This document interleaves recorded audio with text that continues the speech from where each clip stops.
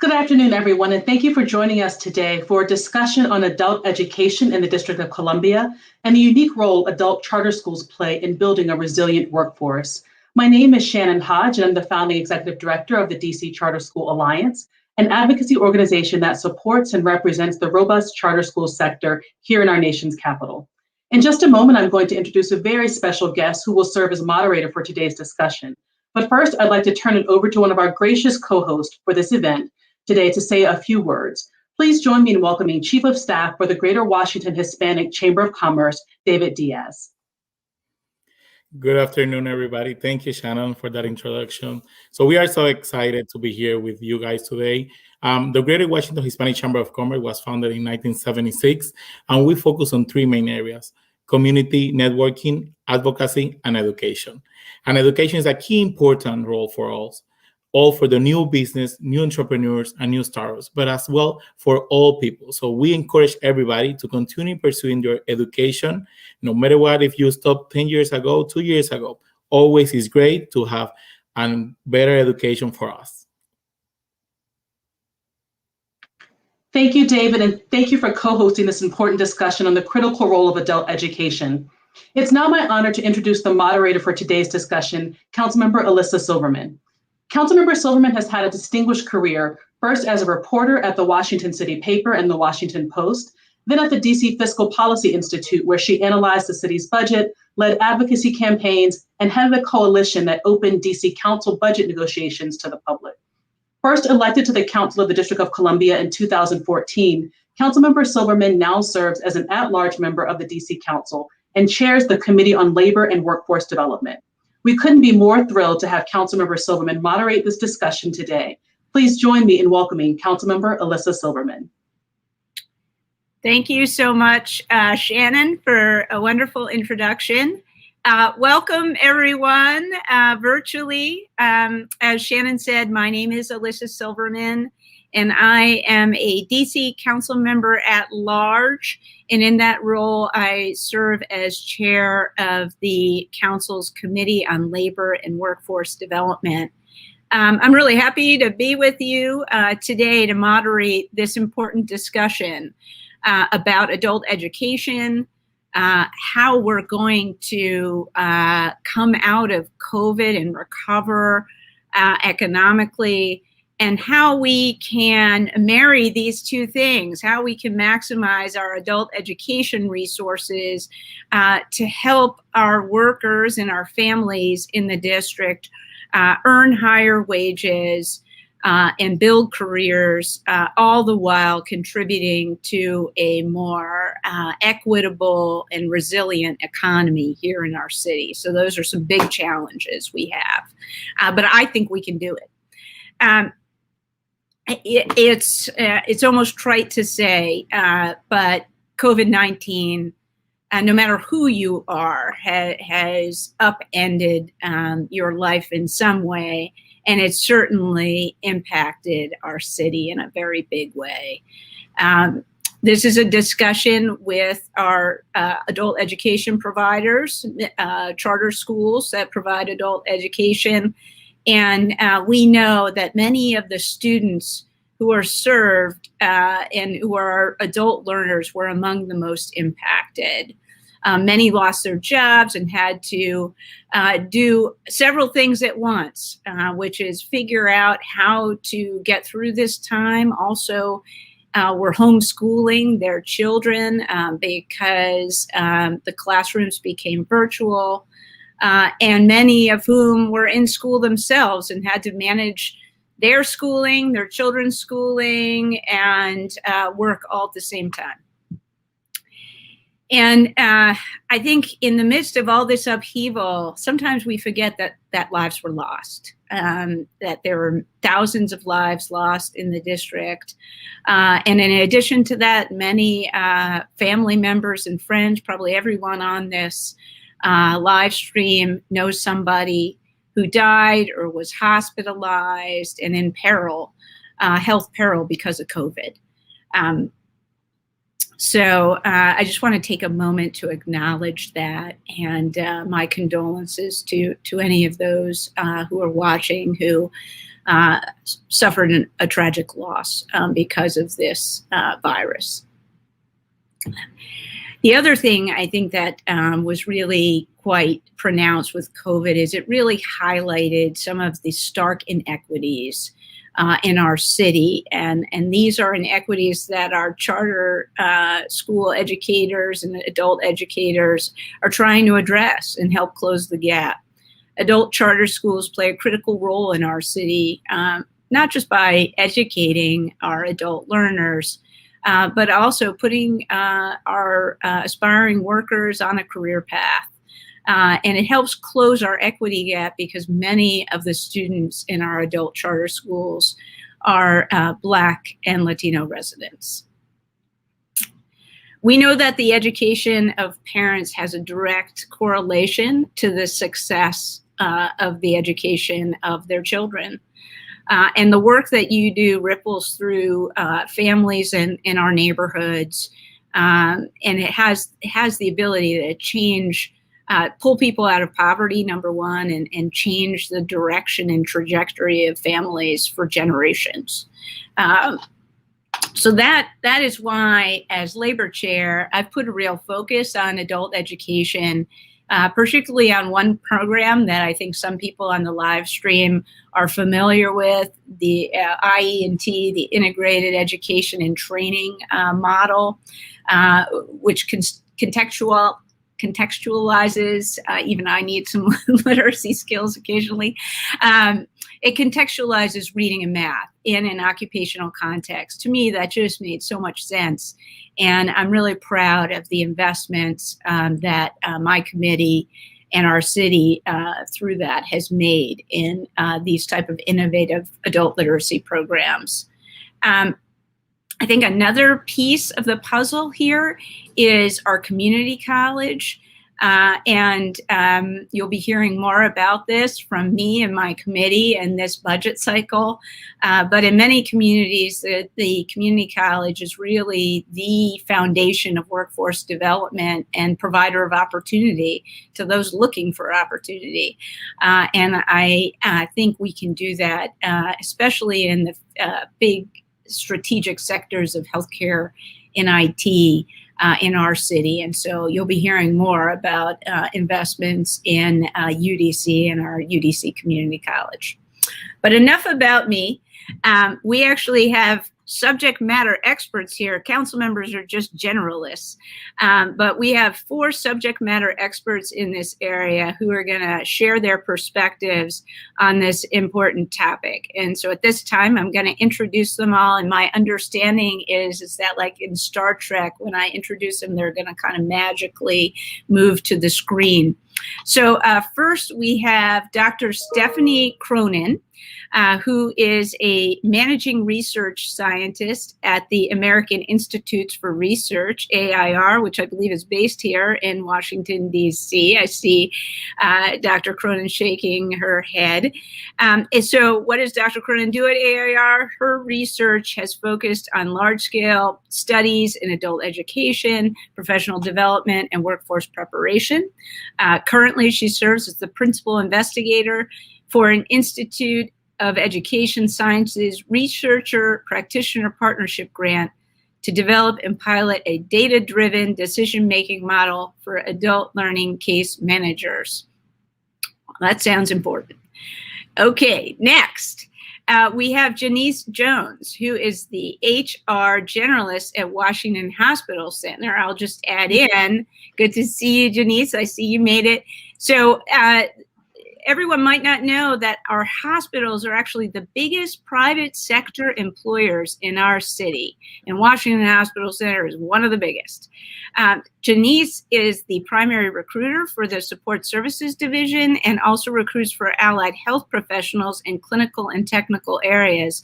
She works with adult education programs in DC to hire graduates. Next, we're going to welcome Dr. Terry Salinger, the Chief Scientist for Literacy Research at the American Institutes for Research. For 15 years at AIR, she has conducted research that is focused on interventions for struggling readers of all ages, teach her professional knowledge of institutional practice in reading, and measurement of literacy skills through both standardized and informal assessment. So welcome, Dr. Salinger. And rounding, oh, no, we have two more people, actually. Next, we have Dr. Nicole Smith from the Center for Education and the Workforce at Georgetown University. Welcome, Dr. Smith. Dr. Smith is a research professor and chief economist and has developed a framework for restructuring long-term occupational and educational projections. She is part of a team of economists working on a project to map, forecast, and monitor human capital development and career pathways. Finally, yes, rounding out, and I think actually giving some gender diversity to this group is Dr. Johann Yuvan at the Institute for Educational Leadership. And prior to joining the Institute as president, Dr. Yuvan was the acting assistant secretary for the Office of Career, Technical, and Adult Education at the U.S. Department of Education, and worked in various capacities, including co-chairing the Interagency Forum on Disconnected Youth, a multi-agency federal collaboration to improve the outcomes of disconnected youth. So each of our panelists brings subject matter expertise clearly on the challenges and opportunities for adult learners and prospective employers. And so what we're going to do now is actually hear from them. I'm going to ask a question, and one is going to be to each of our panelists. We're going to have, I'm going to direct the first question to a specific panelist, and then we can open up for other voices and perspectives. And I think we have all agreed with our host that if you are watching and have a question yourself, you should enter it into the comment section, and I'm going to try to monitor that as closely as I can while listening very intently to our answers. So if you have questions, I will try to sprinkle them in, and if you put them in the comments section, I'll see them. Great. So let's kick off with sort of a first big picture question, and I'll direct this to Dr. Cronin. So what is the role of adult education in addressing the needs of DC businesses in our economy and in looking to build talent pipelines? Well, what's special about adult education, and this is especially true in the DC area, is the comprehensiveness of the services provided and the unique population served, and the heavy focus on occupational preparation in high demand industries like hospitality and healthcare. Adult education programs like DC's charter schools can provide coordinated wraparound services to support program participation and a combination of instruction for both foundational skills development like literacy or English acquisition and preparation for occupations together. And these programs serve adults who often do not meet the eligibility criteria for other types of workforce development programs. And that's important. I don't think everyone realizes that that's true. So adult education fills a critical gap in services, and doing so in a way that meets the unique needs of learners who are trying to balance other demands they have as adults, like childcare. For example, and you talked a little bit about this earlier, nearly all of DC's enrollment in federally funded programs is in integrated education and training, a valuable type of program that can get adults workforce ready in terms of building academic and job-related skills, including the soft skills needed in any job and attainment of entry-level credentials. And in addition to the programming, participants are often provided with other key services like career navigation, advising, and things like transportation benefits to support participants' resilience and persistence in those programs. Now, during the pandemic, DC programs have also played an important role in providing support their participants need to stay connected, like including devices and internet hotspots to access instruction and other services. In providing all these services to DC's adult education programs are important partners in local business in industries like hospitality and healthcare. And there are often conversations between these programs and the potential employers of their participants on the types of skills and credentials that are needed. Anyone else have thoughts to add about the role of adult education in our economy? Well, I'm going to go off script because that's what I like to do. So is there something that makes DC different in that I think we have 10 adult charters in our city. I think we've been a pioneer, is my understanding, of adult charters. And why is that? Why has that been the case? Or am I just not correct that we've been a little different in really pioneering especially adult charter education? I mean, I can share sort of somewhat of a national perspective on this. I think the district is far ahead of many other cities and states and regions. And with the exception of the adult schools in the California education system, which from a resource adequacy perspective may be the closest to the adult public charter schools, I would argue that with the exception of a handful of other schools, and I think there's one in Minnesota, an adult charter school, but I would argue that the DC system is being looked at as the way we should think about adult education, the way adult education should be. And a key element there is the adequacy of resources. And it is obvious that it's not always about more money, but when you give adequate funding, you do get better outcomes. And that is so clear looking across the 10 or so institutions in the adult public charter school system in the districts. Okay, Dr. Yuvan, thank you. Stephanie, I'll go back to you for a moment. So I understand you are leading a national comparison of adult education.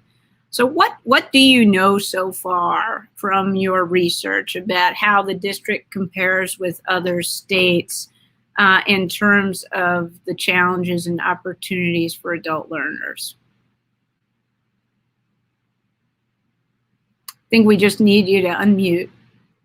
DC is unique in that it is primarily a city. And so we don't often try to compare what's going on in DC necessarily with other states. I would say that the charter movement is pretty big here. There are some other states that are using charters, but in DC, it is, I would say, a larger movement than it is elsewhere. And also DC has a big focus on integrated education and training. So workforce preparation. And that's one of the things that I do think sets it apart, is that it is very occupationally focused. Some other states that share that are Texas, North Carolina, Washington State, and some others. But in DC, it is particularly strong. And why is it? I have to ask, every city and state has a need to recruit workers. So what made the charter sector so robust here, as opposed to, I think it's fair to say we shouldn't compare ourselves to states, but other cities that I think also have the same sectors that we do. Hospitality, if you think New York, Chicago, San Francisco, Los Angeles, we all have the same sectors and same jobs that need to be filled in healthcare, IT, hospitality. So why did the charters take hold here and not as much in those other places? That's a good question that I do not have the answer to. I'm only supposed to ask questions that you guys know the answers to, so sorry about that. Dr. Salinger, I see your hand raised. Let's get you on this. I am unmuted, I think. There's a long history of adult charter schools in DC, and I think that is really important. It goes back to Carlos Rosario.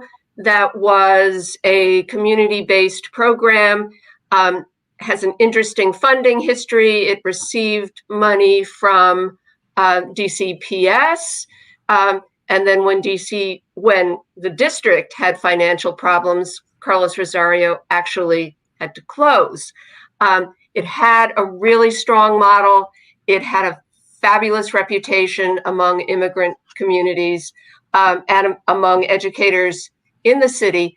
And when it was time for it to reopen, the charter board was receptive. And that, I think, was really the beginning, that here was a successful school, transitioned to charter status, and look, it kind of works. And it was encouraging to other programs, like the one I'm most familiar with, which is Academy of Hope, that had been a community-based organization for a long time, applied and received charter status. And other schools saw this working. The city saw it working. The charter board saw this model working. And within the overall model in DC of adult charter schools providing these services, the schools experimented to develop their own models to meet the needs of their student population. And I think that just really created this nucleus of energy and expertise. Okay. Just to add, perhaps sure. real quickly, I think there was significant visionary leadership at the district level and an openness to say, if we're going to build a charter school system, I think people were listening to the advocates saying, well, if we're going to build this system, we shouldn't just build it for children and for youth. We should build it for all of our adult learners who are coming to the district to pursue their version of their economic opportunity and mobility. So I think that combination of visionary leadership and the openness of leadership in engaging with the advocacy community, who was so vocal about including adults, that ultimately, I think, created this dynamic. What other cities or states have, do all cities and states that have charter systems have adult charter schools, or is that somewhat unique to us? It varies. California has, I think, 30 adult charters, some of which are within the same network. Indianapolis was the first, the site of the first Goodwill Excel Center. They have spread across the state, in addition to spreading out to DC, Texas, some other states. What is interesting about the network of Excel centers there, in addition to the Indianapolis schools, is that they have some in rural areas. And the motivation for starting the schools in the rural areas really was local industry. One of the original urban adult charter schools was motivated by a hospital. Rural hospitals are few and far between, we know that, and they're hard to staff. And they collaborated with Goodwill to establish a training program. So there is an immediate pipeline. And in addition to creating this industry pipeline, health improved for the residents because of the collaboration. Well, that's a perfect segue for Janice Jones to hop in the conversation here. So, Janice, as we talked about, you recruit for Washington Hospital Center, one of our biggest employers in the city. So tell us a little bit about how you work with our adult charter schools. What positions do you recruit for? And how do these programs prepare job seekers for the jobs that you have available? So as a generalist, I recruit for support services. So that could be environmental services, material handlers, biomedical engineers. I also recruit for allied health professionals, cardiovascular techs, imaging techs. And then on the nursing side, I recruit for patient care techs and unit secretaries.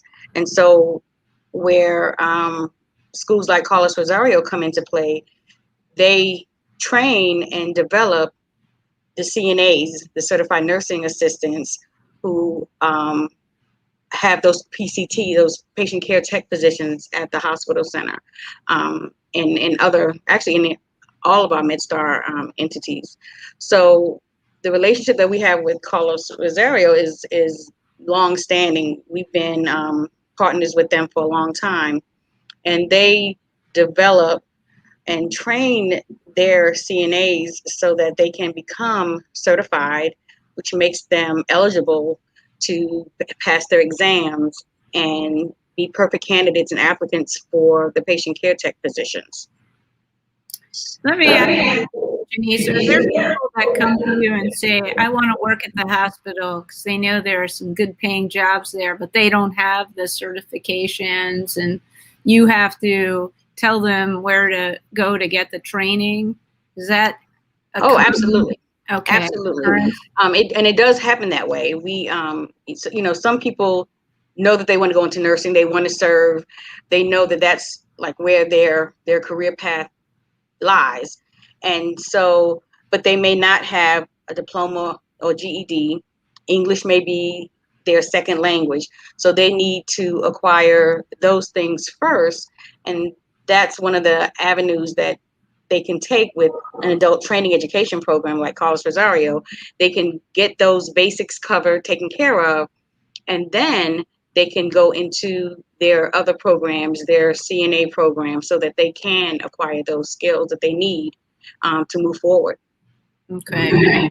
So I have to say, one of the things that I was a bit, I'll be honest, upsetting to me when we had the vaccine distribution is that 3/4 of our healthcare workers were non-district residents.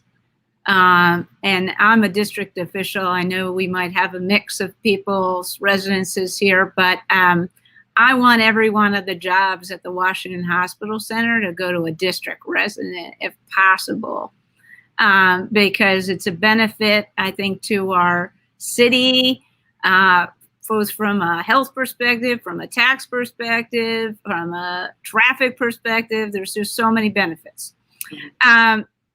And so this is a long wind up to say, do you think do we need more capacity in our healthcare sector, as well as I think what you're saying as a generalist is you're also hiring for support staff and administration and IT jobs. And do we have the capacity, or do we need more capacity in the district to fill your jobs in terms of a training pipeline?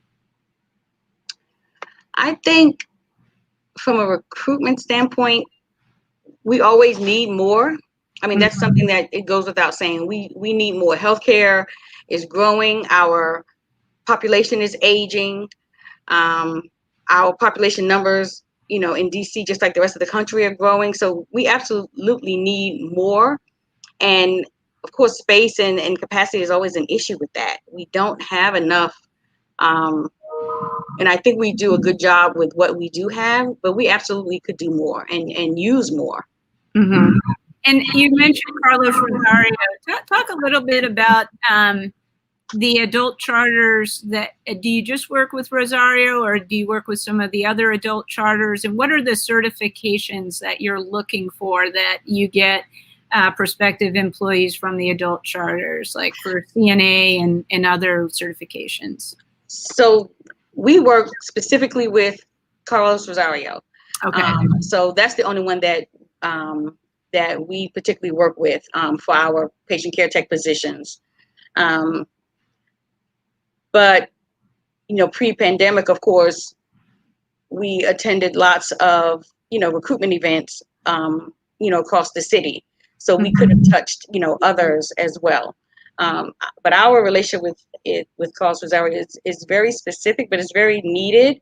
It really provides a pipeline for adult learners to segue into a nursing career, whether they stay as a PCT or, you know, if they promote themselves and grow within the hospital, they end up becoming experienced. So then they may get the drive to move forward and get more advanced education, you know, get an associate's in nursing or a bachelor's in nursing, so that they could actually become qualified nursing, you know, qualified nursing professionals, because we know nursing professionals across the country are in great need. It's nursing is the third most in-demand profession in the country, and DC is part of that as well. We definitely need more nurses, and the charter schools provide that segue and that opportunity for adult learners to get in into a field that they're interested in and they want to be a part of. And I think that when charter schools like DC offers and Carlos Rosario, I think it's good, because if you have learners who've gone through the program, now they have confidence and they feel supported. So in turn, they want to support that city and this community that has supported them. So they're more likely to not only grow and develop and stay in DC, but they encourage others. So that helps increase our numbers so that we can help close that gap that we have in healthcare. I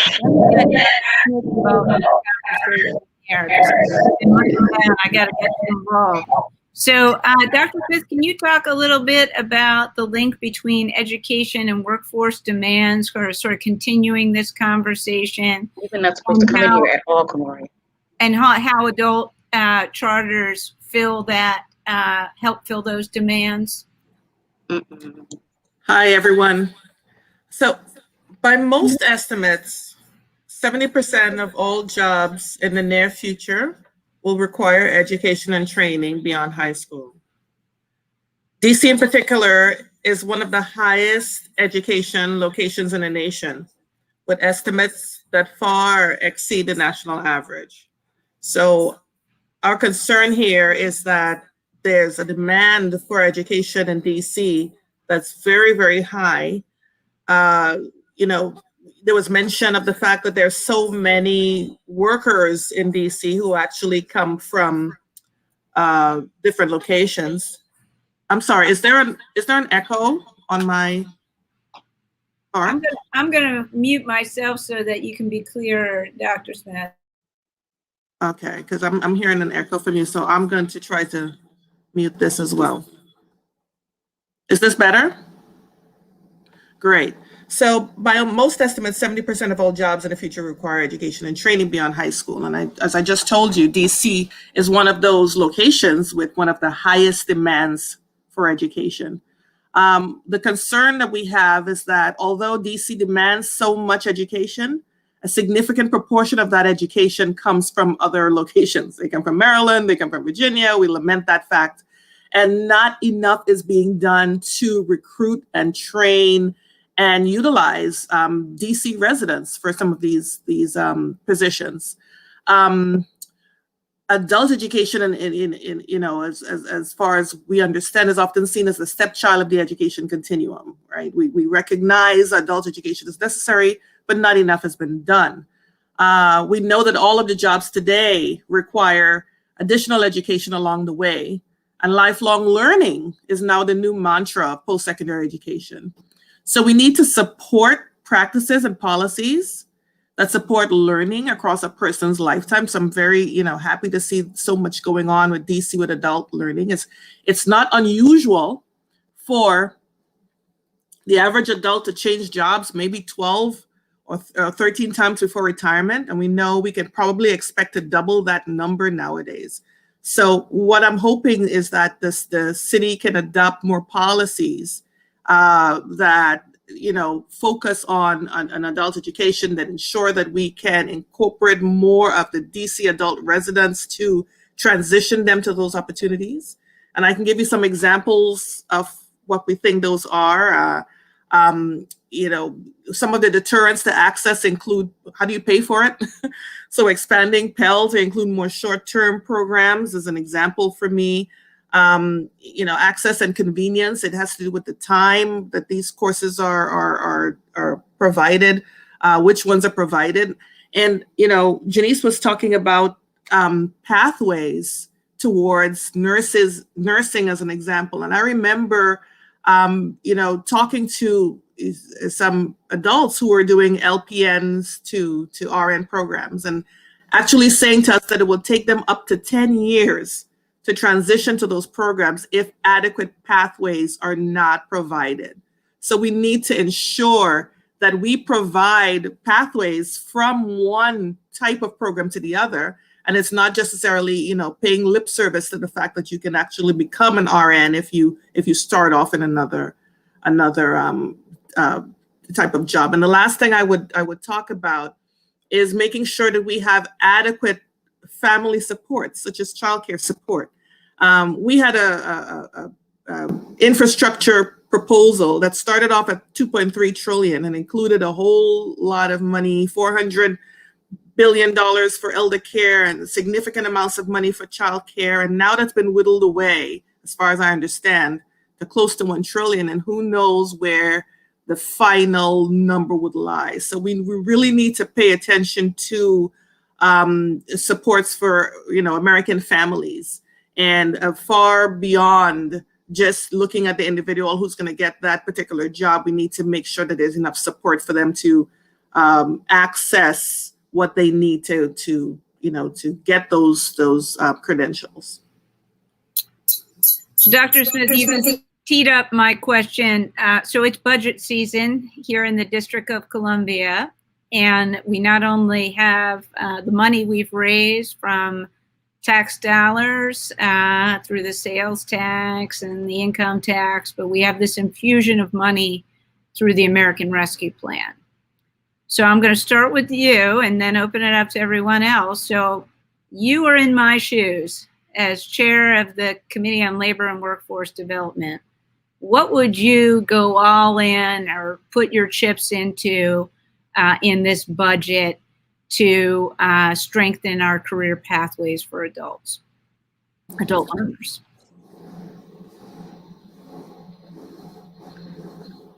Hello? No pressure, just, yeah. Oh, just making sure you're still hearing me. So I think I would care most about ensuring that there's money in there for childcare. I think we don't do enough to provide any type of childcare, especially for individuals who are single moms who are working, who are lifelong learners. We call them working learners or learning earners. So I think if I had that opportunity, I would sort of stand your ground for that. Paid family leave, not just maternal care, but also paternal care, paternity leave as well. What can we do to provide for the family that's beyond looking at the individual who's going to get that job? If we can take care of the children as well, I think we stand a better chance to getting everybody back to work. Yeah, good start. Dr. Yuvan, let's get you involved here. Sure. So first of all, we have to stay the course. We can't go back. We have, a relatively adequate level of investment per pupil in our adult charter schools. We should let that grow as the cost of business go up, and make sure that we have that foundation in place. The second thing I would say is, if there were to be a way to incentivize our adult charter schools to expand their IET and career pathway programs in two ways that would be helpful. One is contemporary versions of apprenticeship programs for adult learners. And those could include bridge apprenticeship programs from LPN to RN. They could be apprenticeships in construction, because these apprenticeship programs do a lot of things. You know, they put people in a structured context. People have coaches, mentors who actually work with them. People learn very, very practical skills while they're also strengthening their academic skills.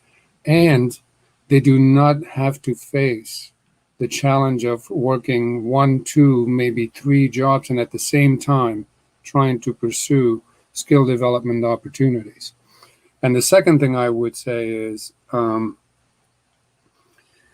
we have to think about our young people, particularly our older youth who are opportunity youth and who are, I mean, some people use the term disconnected. Basically, they're not in employment, they're not working, and they're not in education or training. And the way our labor market has evolved, and I'm sure Dr. Smith has much better insights into this than I do, but is that we don't really have that many year-round employment opportunities for young people anymore. So there's very few opportunities that young people have, older youth, to actually develop that structured work experience that research has shown produces greater benefits in adulthood in terms of increased workforce attachment and earnings down the road. So I would say expand the career pathway offerings by including apprenticeship type models. And then let's not forget about creating year-round employment opportunities for our older opportunity youth. And just to pursue this a little bit more, Dr. Yuvan, you're focused on apprenticeships because the earn and learn model, we have adult learners who need to earn money. Is that the focus on apprenticeships, and that they can't just be in training programs without earning an income to support themselves and their families, correct? Yeah, and while particularly these programs, if they are offered sort of in a dual credit arrangement with post-secondary institutions, we know that from research that low-income folks tend to not persist and complete because they have to work. And then people say, why can't they continue? I say, well, they're poor. They need money. So, and if at some point they have to make a choice, whether they take a job, a second job.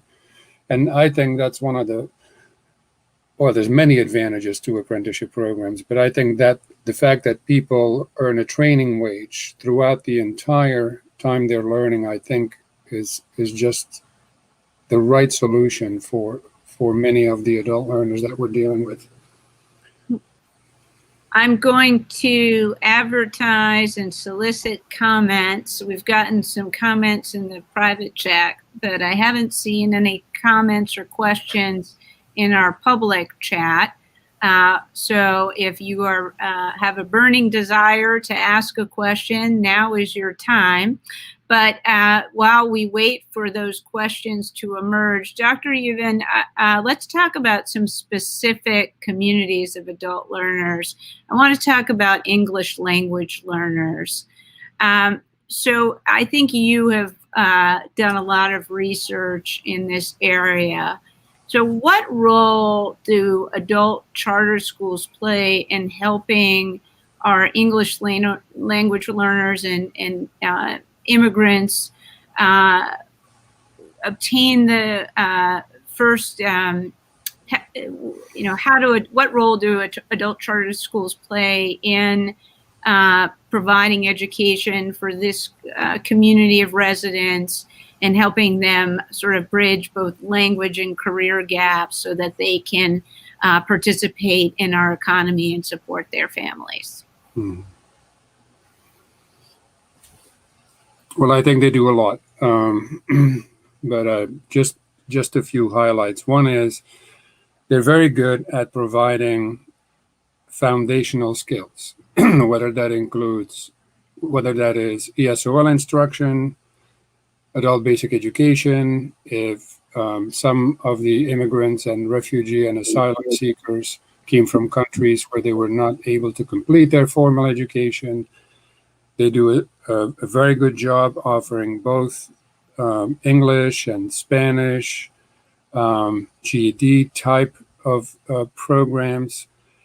And then increasingly, they're offering citizenship support and expand career pathway programs and IET programs.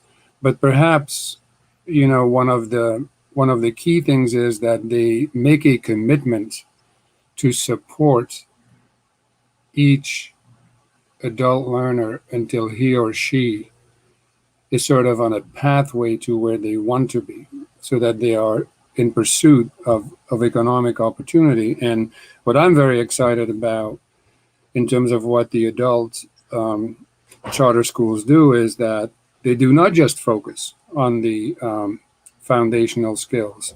They focus on career training programs. They focus on educational, industry, and occupational credentials and certifications.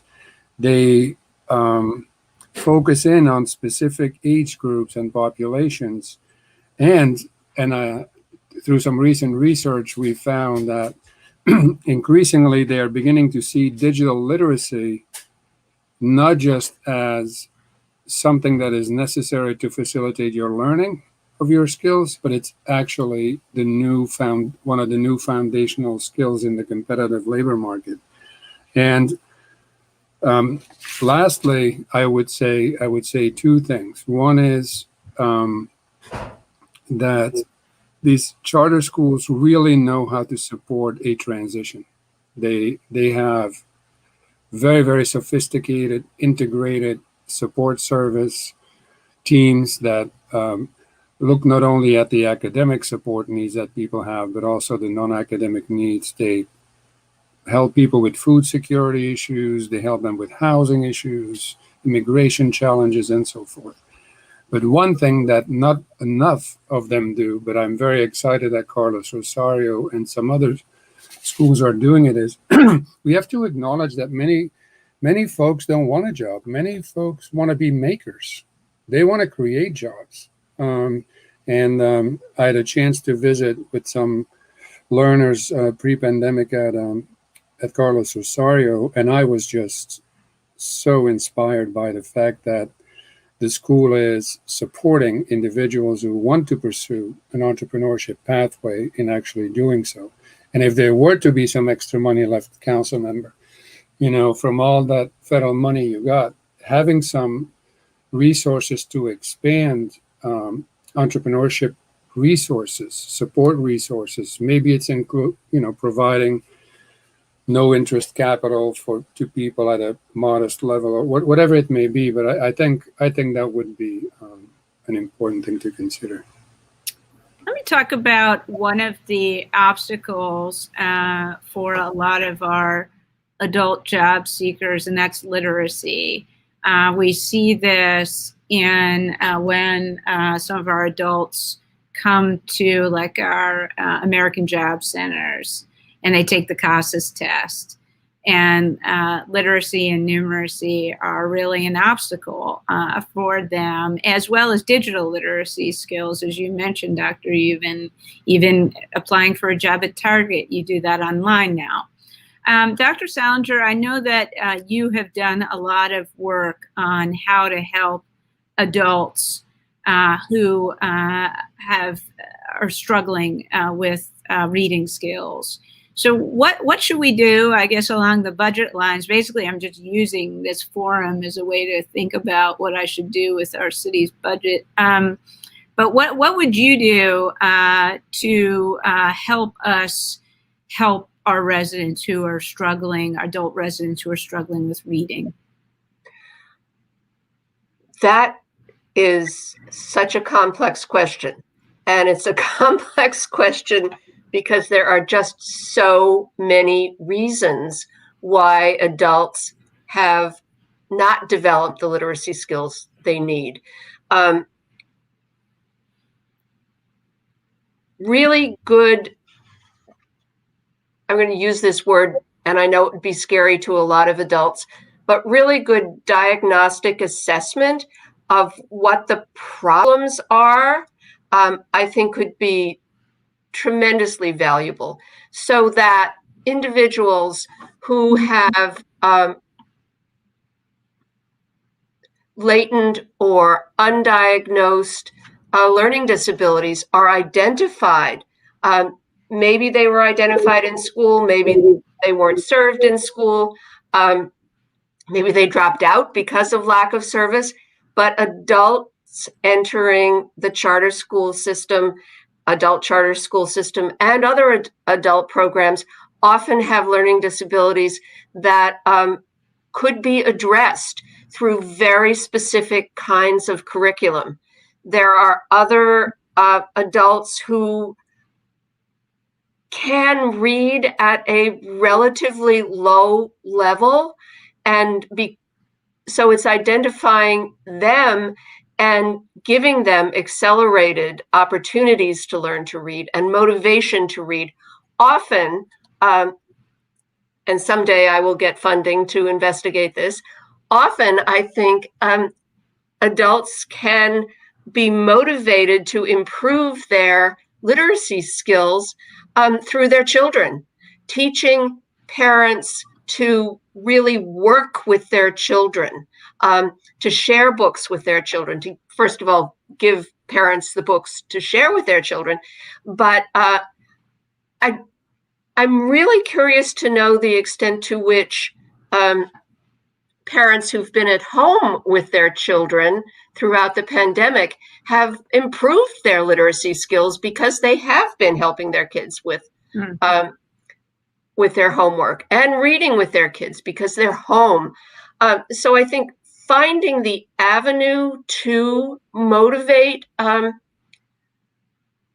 adult readers who don't have learning disabilities, what will actually make them want to learn to read. I think we probably all are familiar with those teenagers who've been sloppy, lousy readers all throughout school, but suddenly they have to read the manual to get their driver's license, and suddenly they are reading. So it's identifying what the issues are, whether they are addressable through specific education, whether they are motivational, and then making the opportunity to read available to adults. I think that one of the really valuable aspects of an IENT program is that when it is well implemented, the literacy instruction that is given to participants is within the context, and the math instruction is within the context of the employment they are seeking, so that it really demonstrates to them why you need to read, why you need to do math. They're never going to sit down, maybe never sit down with a novel, but they can read, and that's the important thing. Well, I want to reward Nick King, who is our lone question asker. And I think this is built upon something you said, Dr. Yuvan, about apprenticeships. So Nick asked, did DC's adult charter schools often or even integrate apprenticeships in their curricula? Is there anyone who has insights into that?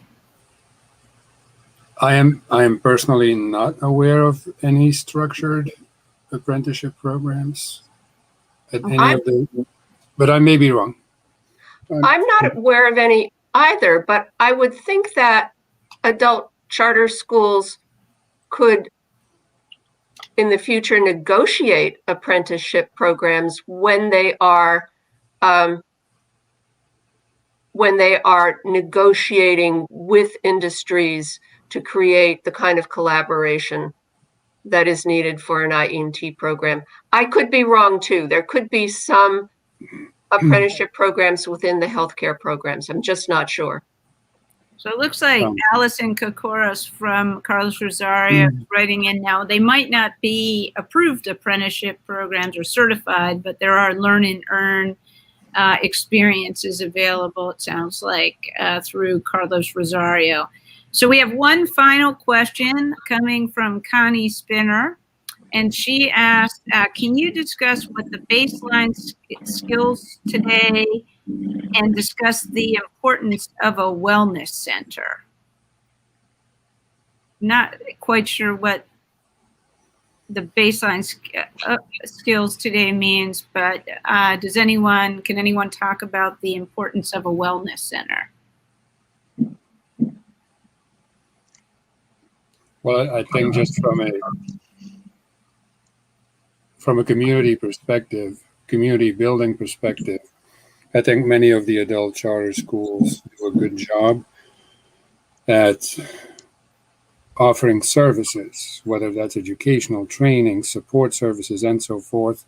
But increasingly, and Carlos Rosario has embarked on a very inspiring but also challenging journey. It's how do we actually come together as a community and not just think about issues of diversity, equity, and inclusion, or expansion for that matter, but how do we create a sense of belonging at our schools, at our communities? And I would think that wellness is a significant part of getting there.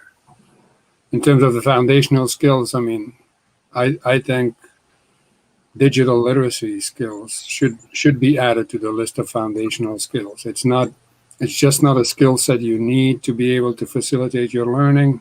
No, it's actually something you need if you want to be successful in the marketplace. I couldn't agree more. We had a conversation yesterday. My committee had a public witnesses for a hearing on the Department of Employment Services. And one of the people who testified was a hospitality worker who got laid off in the pandemic. And it's interesting because she talked about digital literacy and that she had learned very, I think, specifically how to use a computer. She was a bartender, sort of how to use that one specific platform, but felt uncomfortable kind of expanding to other digital platforms. Like she had very strategically, focused on how do I master, whatever the service platform was, so she could order drinks and write up a ticket, but still felt uncomfortable, using like Microsoft Word and some of the other digital platforms, which limited her. She realized limited her ability to seek employment, and she actually went to one of our adult education providers to build her digital skills. It looks like we've run out of time, unfortunately. This has been a vibrant conversation. So first, I want to thank all the panelists. You guys are all important and have many demands on your time. So taking an hour away from that certainly is significant. So I want to thank you so much for participating in this. I think it was a great conversation, certainly helped me think about how to leverage our public dollars to the benefit of our adult learners in our economy. And I think there's a lot to build on is what I understand from what we talked about today. I want to thank everyone who joined us, both the question askers and those who were listening in for joining today's discussion. Certainly want to thank everyone and look forward to working with you all in the future. So thank you all so much. Take care, everyone. Bye-bye. There's a need for an organization that focuses on adult education, especially in the District of Columbia, because we know that over 52,000 individuals in the city do not have a high school credential. I think what's most unique about this program, and we hear this from our adult learners who attend, is that they feel welcomed to this community. It is a real community that supports them on their educational journey. And when you walk through the doors, you realize it's other people like me that live lives, have children, have grandkids. I gotta show my children that, it's never too late. You know what I mean? You can always finish strong. This is for them. It's not just for me. Our vision for the future really is to transform adult education. For more information about Academy of Hope, please visit us at www.aohdc.org.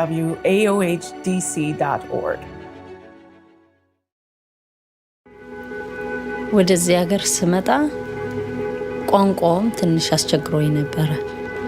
በጣም ይፈጥራል። ምክንያቱም እኔ እንዳልኩ ከቤተሰቦቼ ጋር ብዙ ሰዓት እኔ ተነጥዬ ኖሬ አላውቅም። ይሄ ለመጀመሪያ ነው፣ የመጀመሪያ ወደዚህ ስመጣ ማለት ነው። እና ያስፈራኝ ነገር እንዴት ነው ከሰዎች ጋር እምግባባሁኝ። ልጄን ይዤ ሐኪም ቤት ቀጠሮ ለማስያዝ እሱ ራሱ ትንሽ ያስፈራኝ ነበረ። በምን ሰዓት፣ የትኛው ሰዓት እንዴት ተግባብቼ ለልጄ ቀጠሮ እንደሚይዝ፣ ዶክተር እንዴት እንደምመርጥ እርዳታ ያስፈልገኝ ነበር።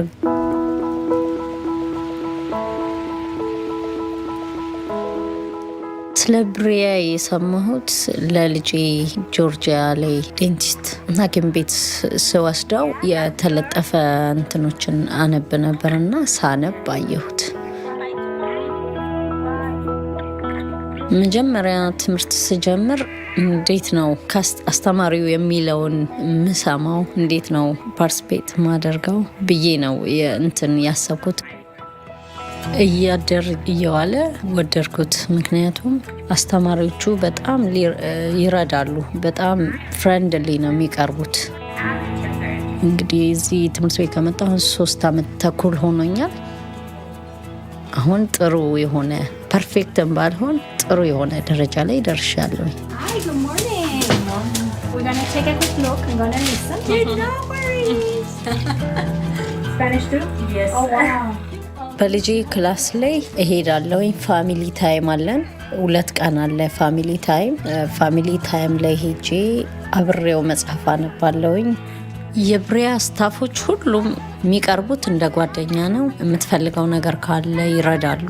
ልክ እንደ ቤተሰብ ናቸው። ሃይስኩል ዲፕሎማ ለመማር ሀሳብ አለኝ። ሃይስኩል ዲፕሎማዬን ተምሬ ከዛ በኋላ ያለውን በማኔጅመንት በምናምን እያልኩኝ ለመቀጠል ሀሳብ አለኝ። ብሪያ ጋር መሆኔ በጣም ጥሩ ስሜት እንዲኖረኝ አድርጎኛል። ምክንያቱም አሁን በጣም ነው ኮንፊደንስ የሚሰማኝ።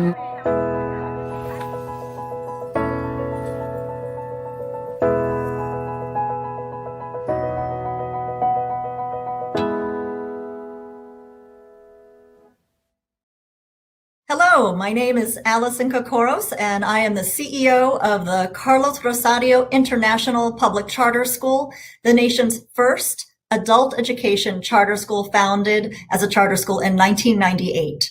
And today we are serving 1,800 students who come to the district and to our school from more than 80 different countries around the world. And at our school are learning foundational skills like English as a second language, working towards their computer literacy, working towards their high school diploma with our GED program, and working towards career certifications in high growth, high demand industries in the DC region, combined with comprehensive supportive services that they receive from a fantastic bilingual team of student support services. And our students are today working in positions in the healthcare industry, in education. They are small business owners. They are homeowners in the district and around the region. Students, for example, I think of Melvin, who came and studied at our school. He passed the GED exam after studying in our GED program. And then he moved in to our nurse aid training program, passed the certification exam. And today Melvin is working in his dream job at the Washington Hospital Center on the front lines during this pandemic. And that is one of thousands and thousands of stories of the graduates of our school. What brought me to CC Prep was that I had an opportunity to further my education. I had an opportunity that I did not have to concentrate on a 40-hour-a-week job. And the time came where I was able to take advantage of an opportunity. What was your experience like at CC Prep? My experience here was one of great joy and pleasure. I found the facility well maintained. The teachers were always attentive. The students were great. They were a lot younger than me often, but competing with them was exciting. And they always brought a fresh look. And I enjoyed it tremendously. What was the outcome of your experience at CC Prep? What did you accomplish? Well, what I accomplished was I got a certificate in HVAC, which is, is heating and air conditioning. I was able through CC Prep to not only get the certificate, I was able to certify myself in 3 very major parts of the HVAC field, which is refrigeration, green understanding of HVAC, and there's another that I don't quite remember right now, but I was able to use these things in my own profession and also to begin branching out on my own as an entrepreneur in the Washington, D.C., Maryland, Virginia area. As a result of my experience at CC Prep, I was able to take the education that I achieved here and use it to start my own business. And I think that's an ultimate goal. I think that's a tremendous achievement, and I'm truly grateful for they give me that opportunity. The Family Place is DC's newest adult charter school. We serve primarily Latinx immigrants recently arrived to the area, as well as immigrants from all over the world. We take a 2-generational approach to learning. So while we are an adult education school, we know how important it is to also provide services to the children of the adults in this school. So we really offer services to both adults and their children. We offer 3 tracks of study. Our largest is English as a second language. We also offer Spanish literacy and a workforce development program, which for us is the Child Development Associate Program. Through that program, we are able to train the early childhood workforce, which is an integral part of the DC economy, and help these women and men get the credentials that they need to advance in their career, as well as take care of our important young children. We also offer a new Serve Safe program for those of our students who are working in the food service industry and really want to move from back of the house to front of the house jobs. Our students are amazing. We are so proud of them. They are not only students, not only adult students, they're parents, and they're essential workers. And they really are the reason that adult education matters. My name is Chelsea Kirk, and I am the director of the Goodwill Excel Center Adult Public Charter School. So the mission of the Goodwill Excel Center is to provide a high school diploma to adults and to students who have not found the traditional pathway to get their high school diploma. To create the best educational environment, it means creating a school that's just really different than what our students have experienced in the past. So often our students come from tons of different other schools that didn't work for them for one reason or another. First of all, the academic model is really different. So what one person might learn in a school year for a whole year condensed into 8 weeks. The benefit of coming to a school like this is that you get to learn from real instructors, you get to break down your skills where you are, and then also get supplemental support for your skills. And then it's not teaching to a test. So at the end goal, we are working to get you your high school diploma through credit attainment, but then again, not just sitting you in front of a test and saying, take this test to earn your high school diploma. The first thing you should do is reach out to us and apply. We are constantly accepting enrollment and applications. One of the things that makes us really different is that there's never a time that's not good to apply. Every 8 weeks we start a new term, which gives you a fresh start, and almost every 5 weeks we enroll new students. Thank you to all the students who support us. We can't be here without you guys enrolling in our school. Thank you for the trust, the faith, the hope, and for all of the energy you give us. And for everyone out there, we hope you come visit us or enroll in our school.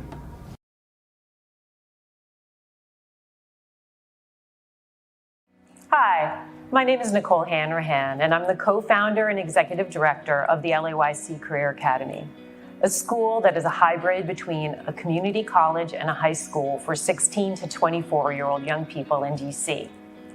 Our school contributes to the economic development of the region by helping young people get into two of the fastest growing fields, healthcare and information technology.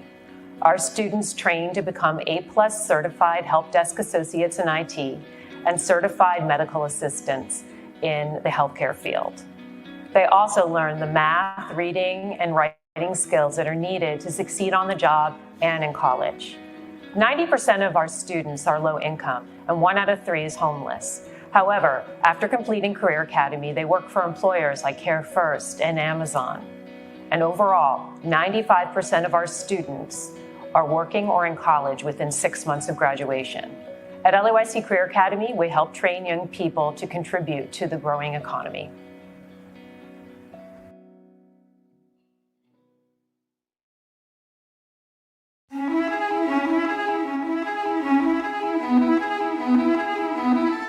So I think some people in the city just see us as an alternative school who's serving a particular group of students.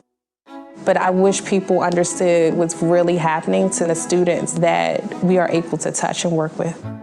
The high school I went to before mine, they didn't really care too much. It was like, hey, do this, and that was it, or you just had to figure it out. They cared more about him just playing football. His academics really didn't matter too much. So that's why I decided to make a change. It's 4 nephews. The first one was having challenges. I read an article about See Forever and Maya Angelou. It was a small school, and they had a lot of different things that he may be interested in. I said, well, let's try it. And then the rest of them just followed. So our first step is to try to get them to figure out what it is that they want. What do they like? What are their dreams? What are their hopes? SEL, or social emotional learning, is the way that we assist students in navigating difficult situations in their lives. We teach students how to make healthy decisions, how to regulate themselves, how to pick good friends, improve their social skills, etc. So the first year, he was just trying to find himself, I guess trying to see what he could get away with. That's what he did. My teachers, they kept pushing me. They had my phone number. They was like, just keep doing it. I was like, okay. One thing about the coach, when their grades start going like this, he would be like, no, you had to sit out a game. I remember Anthony had to sit out a game and he was angry. Whenever I was mad, they would, hey, come talk to me, or come sit down real quick, chill real quick, and then you can go back to class, I'll help you. We're trying to remove any barrier that prevents a student from coming to school on time, but also coming to school at all. We find what exactly is getting in the way of the student being successful, and if it's attendance, we drill down on that. If it's mental illness, then we find supports in-house, and we also outsource as well to make sure that there isn't any gap in services. That's the magic of the work, trying to figure out for each kid what they need and how to get them to get to where they're trying to go. All 4 of them were truly, truly different, but they all graduated, and they all ran to Maya every Saturday. It was a blessing just to have them around and to have them on my team. Students know that they can come back because of the relationships that they develop when they're here initially. I came for my GED, and I accomplished it, but some of them wanted more. So when I knew they had classes here and things like that, so I came right back. I learned so much. I learned the proper ways to cut grass. I learned the proper ways to pull weeds. Also, when it came to the greenhouse, I learned a lot when it comes to the pH levels and, EC levels and things of that sort. Our program here transcends just content courses, right? It's important for us to teach them life skills beyond the classroom so they can do well beyond a diploma. After high school, I wanted to stop and work in the industry. But because of my biology teacher allowing me to work in his catering business, I was able to get hands-on experience. And he also pushed me to go to college and learn more instead of just staying home and working and making money. A clear indicator that we're not the place that suspends them without just cause is because of the expensive model that we have, frankly. Our foundation spends a lot of money to ensure that we have intense case management. We have 5 residential programs. We have academic counseling. We have licensed mental health clinicians across the spectrum. For all of the folks who have been active supporters and helping us to accomplish our mission, just a very big thank you. It wouldn't be possible without you. We wouldn't be celebrating this 20th anniversary without your support. This summer, I will be traveling to Singapore and Thailand, and we'll be staying in different hotels, learning in their hotel kitchens. Without Maya, I wouldn't have these experiences. I would still be at home, wanting to be a line cook. Now I want to own and operate a business. I think what is so exciting about the fact that we're thriving is that the mission of the See Forever Foundation of the Maya Angelou Schools is still the same. For many of our students and their families, graduation is a day that they never thought would happen, that they didn't think was possible. And so it is, for many, a dream come true. I am a proud parent, because everybody kept saying, he can't do it, he's not gonna do it. And he did it. He's still doing it. I can never give them what they have given to me and my family, to have 4 African-American young men graduate from high school. My favorite probably comes from her poem that I really want all of our kids to understand, that they are bringing the gifts that their ancestors gave. They are the dream and the hope of the slave. They rise, they rise, they rise.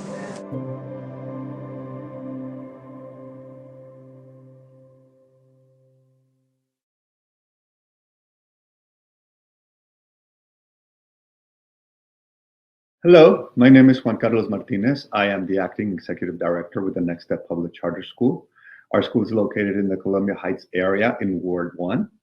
We have been operating for about over 25 years, and we are the oldest charter school in the District of Columbia.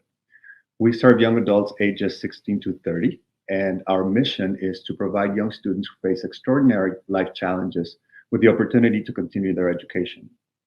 About 95% of our students are from immigrant backgrounds, and about 67% of them are recent arrivals into the United States. Academically speaking, the average student that we serve performs at about the 3rd grade equivalent at the time of enrollment, and our English learners perform at the low beginning level in terms of language proficiency. About 35% of our students on an annual basis are students who are parenting or pregnant at the time of enrollment. The vast majority of our students face at least 2 life challenges in terms of access to stable housing, physical or mental health care, legal assistance, reliable employment opportunities, resources to care for their families, affordable childcare, transportation, and nutrition. Our programming includes adult basic education and GED instruction in English and in Spanish. We also program for ESL instruction for our language learners. And we do career and life skills counseling. We also have an early college program in partnership with Bard College and other local universities. And also to serve students' needs in terms of social and emotional areas, we have wraparound services. So all our students get access to a case manager who assists them with any of their life challenges that they are facing. We also have childcare programming on site because, again, a lot of our students are students who face life challenges, including family and children. And we also do workshops and clinics on site to address a lot of those life challenges. With the COVID pandemic, a lot of our students either stopped coming to school or lost employment. And so coming back to school in the fall is going to be a challenge for us because a lot of our students have already stated that one of their main priorities is going to be to focus on economic recovery. With that said, I hope that in planning for budgeting for the city, for students, for schools like ours, these things are considered when it comes time to enrollment and funding for our schools.